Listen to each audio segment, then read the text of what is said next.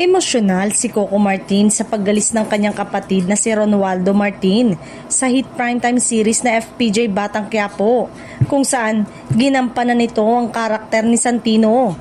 Hindi na itago ni Coco ang kanyang damdamin sa pamamaalam, lalo't matagal ding naging bahagi ng kwento ang karakter ng kapatid at naging mahalaga sa takbo ng serye. Ayon kay Coco, maraming alaala at karanasan ang nabuo nila habang magkasama sa set.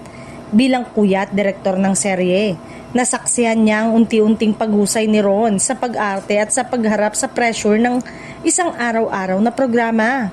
Aniya, hindi biro ang responsibilidad na dala ng pagiging bahagi ng isang primetime show. Ibinahagi rin ni Coco na sinikap niyang maibahagi sa kapatid ang ilan sa kanyang mga natutunan sa industriya, lalo na pagdating sa disiplina, pag-aaral ng karakter at tamang pagdadala ng emosyon sa bawat eksena.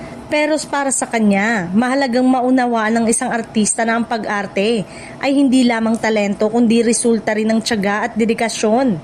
Ngunit higit sa teknikal na aspeto ng pag-arte, iginiit ni Coco na mas mahalaga ang asal at pakikitungo sa kapwa.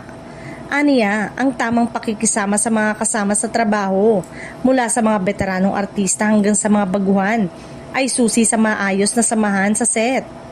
Binigyang din ni Coco na sa kabila ng estado o kasikatan ng isang artista, dapat manatiling pantay-pantay ang pagtrato sa lahat.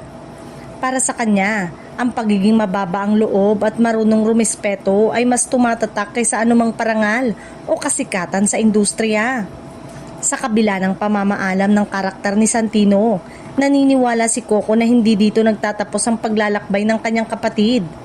Aniya, dala ni Ron ang mga aral at karanasang magsisilbing gabay sa mga susunod nitong proyekto habang patuloy namang umaandar ang kwento ng FPJ's Batang Quiapo.